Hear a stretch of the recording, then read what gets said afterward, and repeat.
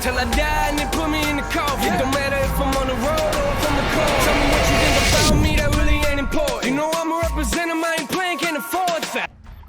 What's going on, guys? My name is Franchise and welcome to another video. Today I was going to show off how well Black Ops 2 is doing in 2019. However, when I tried to get a gameplay for you guys, it was literally impossible. So unfortunately, that you got to settle for Black Ops 1. It's all I could get. But when I went on to Black Ops 2, there was 1,200 players online, and out of those 1,200, there was only 500 people actually playing in the playlist at the time. I tried to play Team Deathmatch, but there was hackers in every lobby. On the contrary, however, Black Ops 1 appears to be flourishing with almost 900,000 players online and 100,000 in the playlist. Anyway, since Black Ops 2 is dead in 2019, let's instead answer the question: why did Black Ops 2 have such a massive success back in the day? Well, to start, Black Ops 2 released with several fan favorite maps like Raid, Standoff, and Hijacked. There was a few duds like Overflow and Aftermath, but these were normally only chosen if people picked random and had bad luck. The DLC maps were good in this game as well, which returned more fan favorites like Nuketown and Firing Range from the previous Black Ops game, Black Ops 1. The next major reason for success was the guns. Black Ops 2 had so many enjoyable weapons to use, like the MSMC, Scorpion Evo, AN-94, M881, and the list goes on. The weapons were balanced very well in this game. The game had good maps, modes, weapons, and it didn't stop there. Black Ops 2 released the first ever ranked play mode, which was called League Play.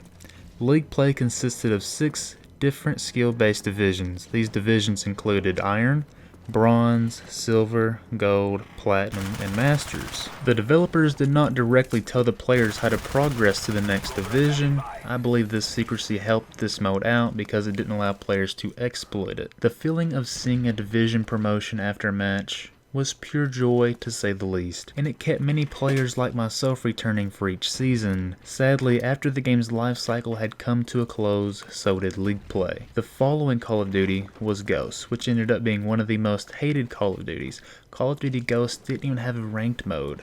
Ranked play has returned now in several titles, however, like Black Ops 3, World War II, and the current Black Ops 4. Sadly, the mode just hasn't seen the same love like Black Ops 2 saw. The microtransaction system in Black Ops 2 isn't as crazy either.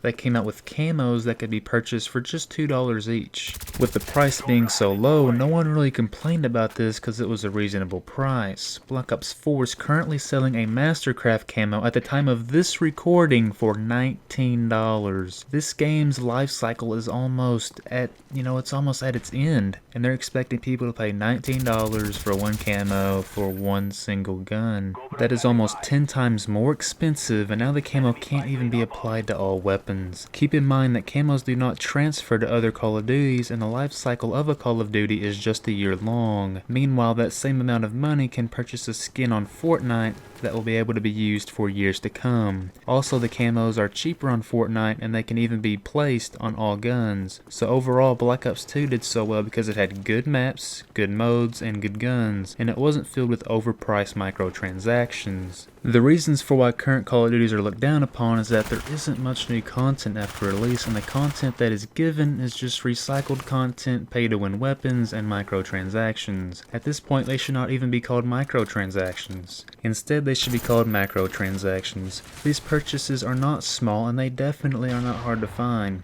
I've heard of pay-to-win items in free-to-play games, but in a game that, where people paid the full price for, plus the Black Ops Pass, there's just no place for them. But some examples of pay-to-win weapons include the Peacekeeper, the Daemon 3XP, the Switchblade X9, and especially the S6 Stingray, which includes explosive rounds. The S6 currently kills people in one burst, which is 2 bullets. By the way, the Swordfish, aka a free-to-play weapon, kills people in 2 to 3 bursts, but it has double the amount of bullets. You can't straight up purchase the Stingray either. You are forced to gamble in reserves for any newly added weapons, even if they are just recycled weapons that we have seen before. To be honest, I'm tired of playing recycled Ops 4, but I'm even more petrified for the next Call of Duty title. After all, the next Call of Duty is being created by Infinity Ward, and just in case you've forgotten, these are the same developers that brought us these stunning games like Call of Duty Ghosts and Infinite Warfare, with Infinite Warfare being one of the most disliked videos on YouTube. So when I say that I'm nervous for the next Call of Duty, I believe I have every right to be. I truly hope that history does not repeat itself this year. I love Call of Duty and I would love to see it make its return back to its former glory. With that said, it's very hard for me to get hyped for the new Call of Duty because, most of the content is just recycled. But let me make this clear. I love it when Nuketown returns because it's free and most players love Nuketown. However, the DLC should not include remade maps. All paid content should be new content. On the other hand, if recycled content is here to stay, then Activision, you need to stop playing with my heartstrings and just remaster Black Ops 1 and 2. With that said, I'm curious. Do you think the next Call of Duty will be filled to the brim with recycled content post-launch? Personally, I hope to spend my time immersed in a new Call of Duty experience with my time played equaling months. But we'll have to wait and see now, won't we? This was my take on why Black Ops 2 was so successful. I sincerely hope you enjoy the remaining gameplay in the background, and as always, have a marvelous day.